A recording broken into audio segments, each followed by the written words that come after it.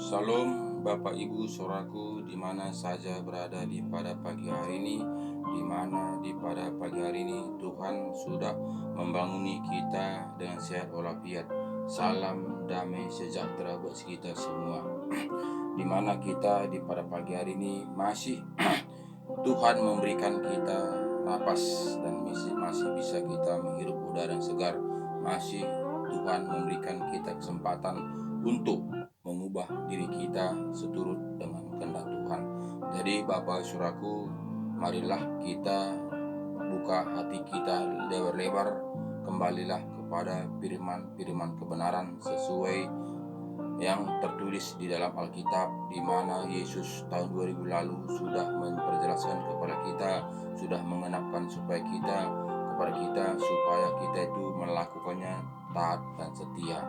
Jadi semua itu Bapak Saudaraku, jika kita ingin mendapatkan kerajaan surga, tidak ada pilihan lain.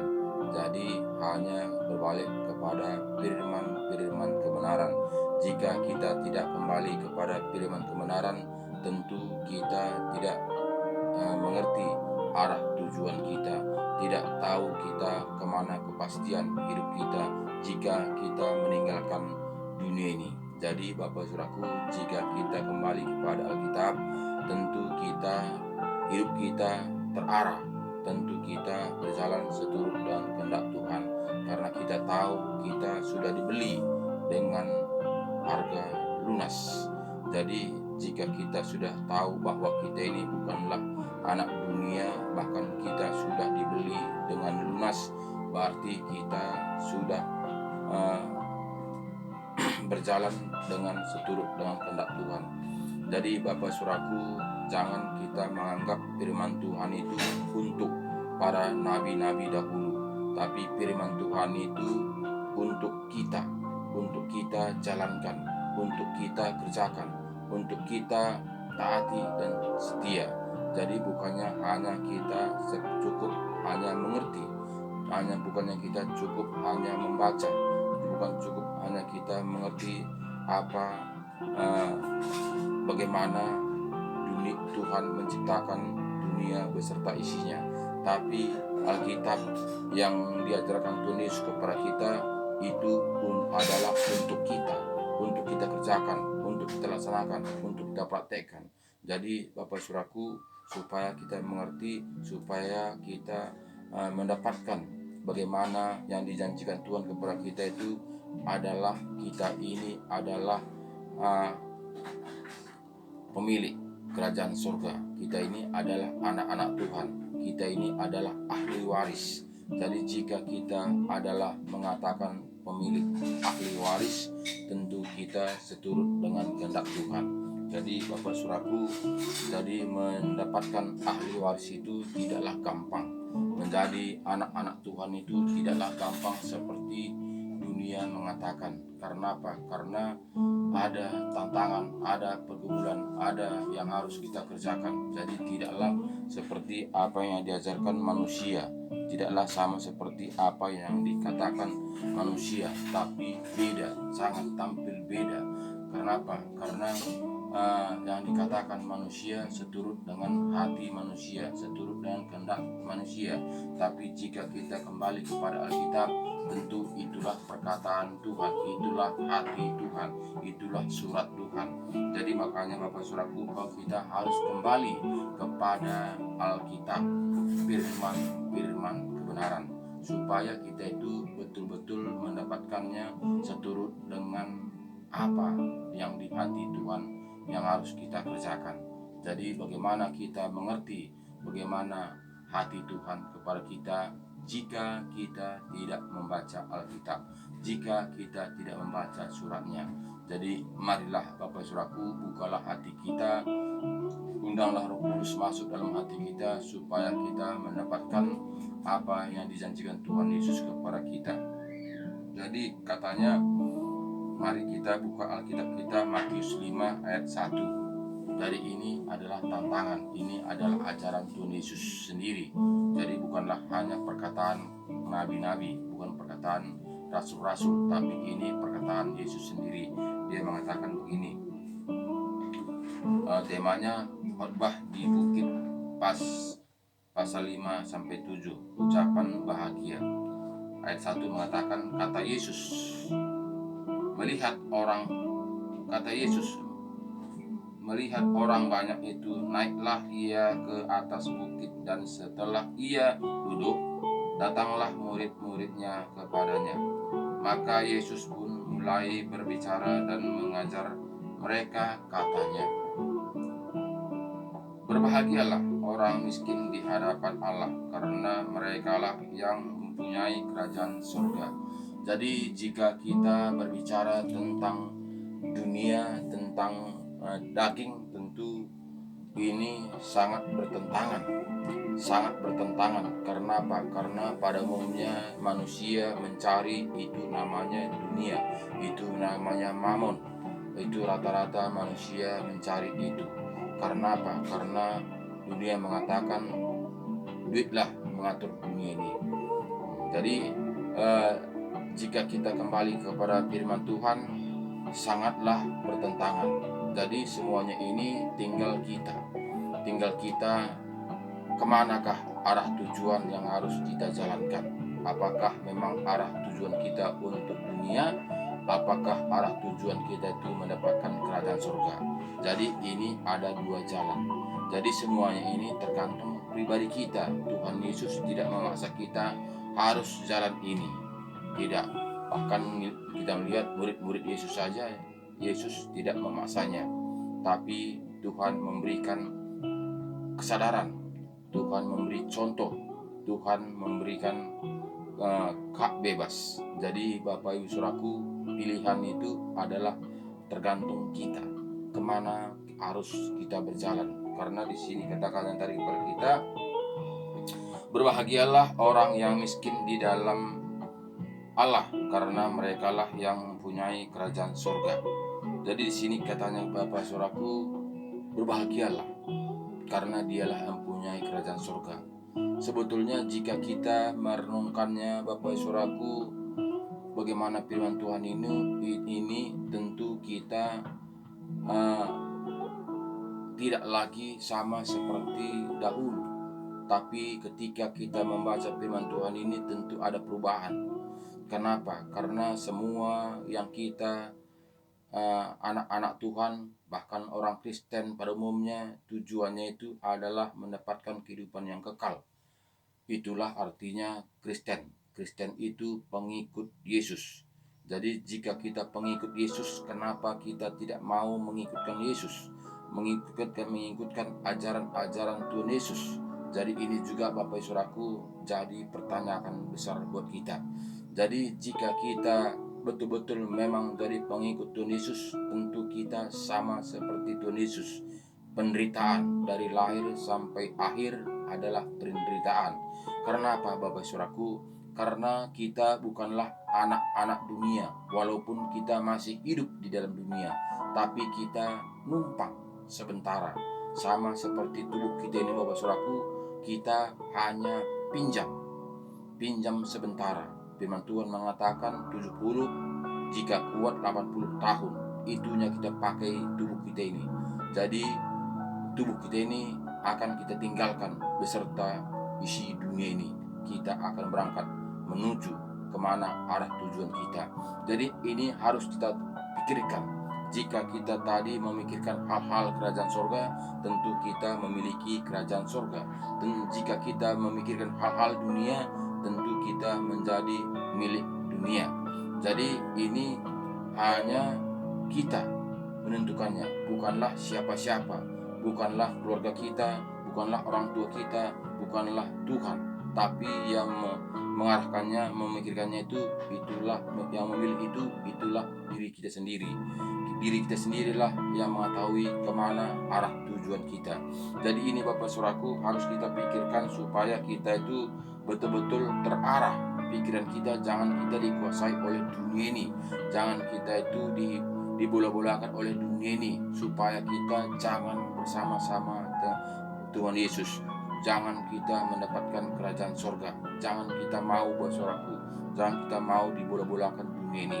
Jadi jika kita memang betul-betul sungguh-sungguh mau mendapatkan kerajaan surga, hanya ada jalan.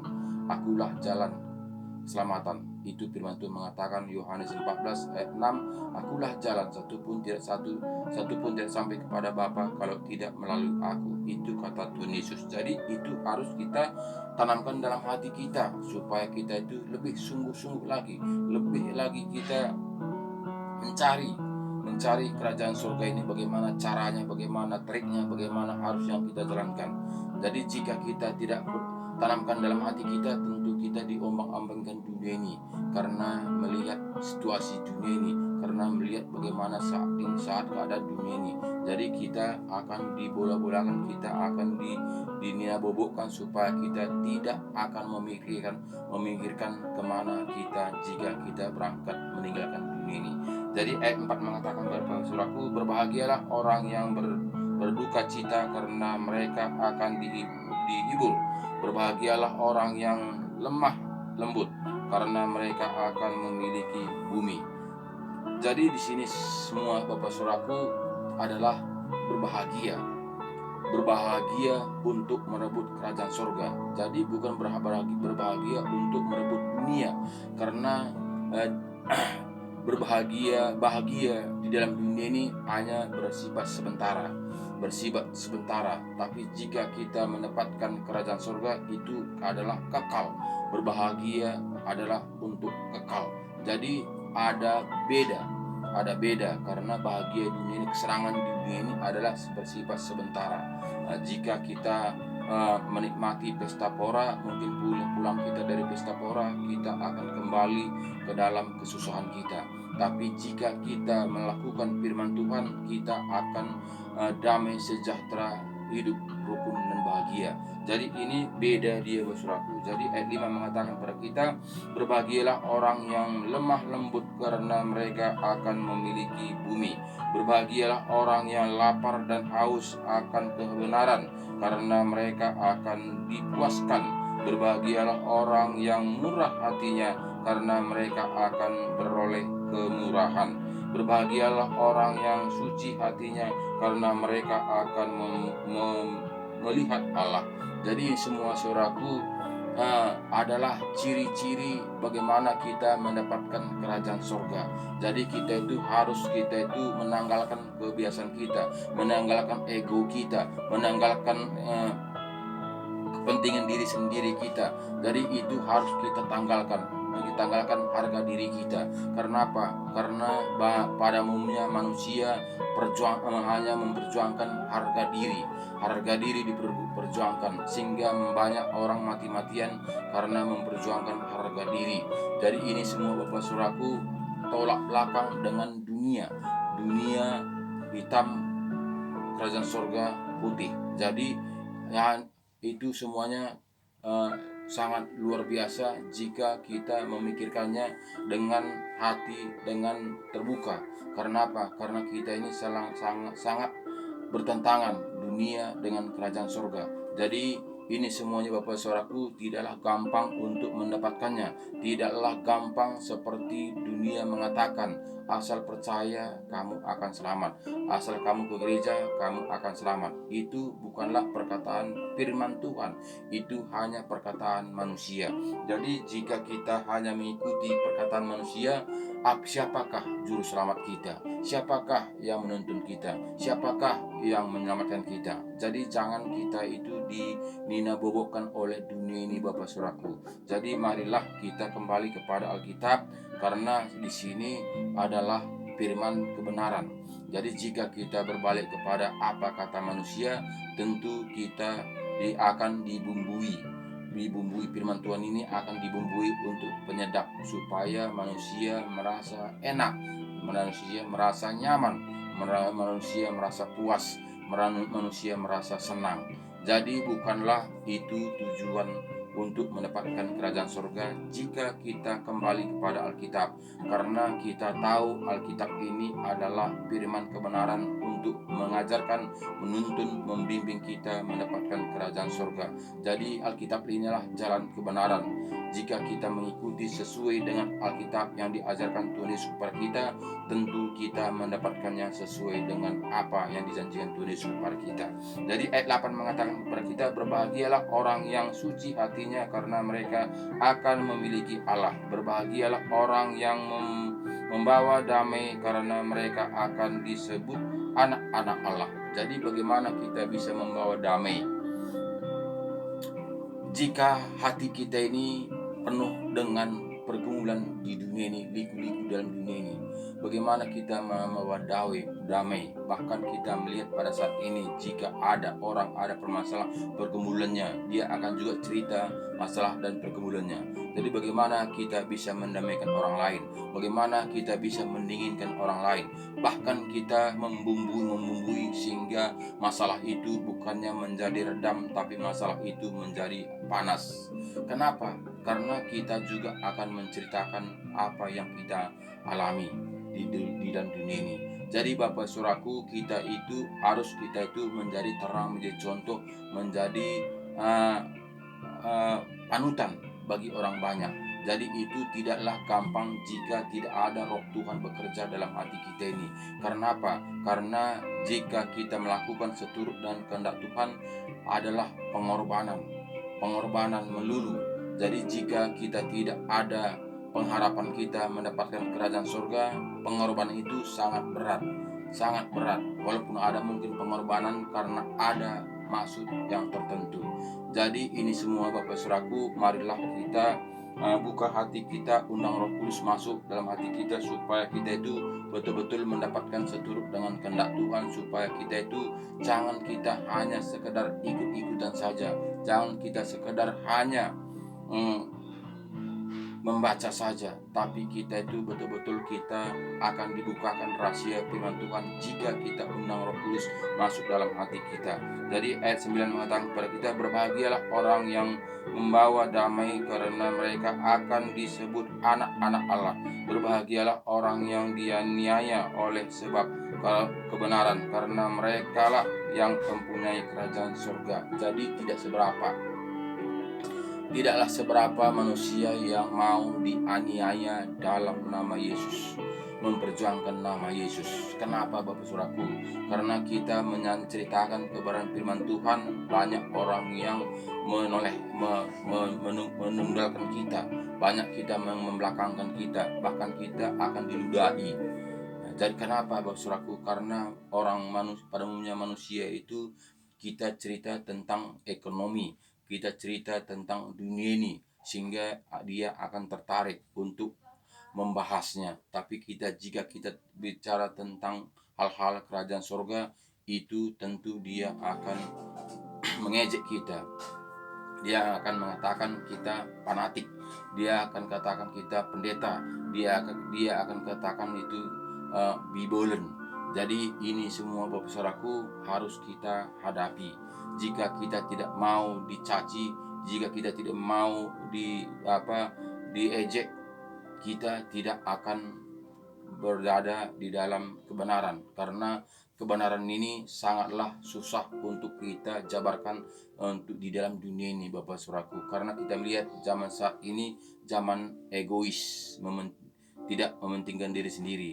Nah, sekarang ini adalah zaman egois, tidak peduli kepada sesama manusia, sehingga ini semua Saudaraku sangat bertentangan sesuai dengan ajaran Tuhan Yesus. Kita diajarkan kepada kita mengasihi sesama manusia, bahkan kita berdoa untuk musuh-musuh kita.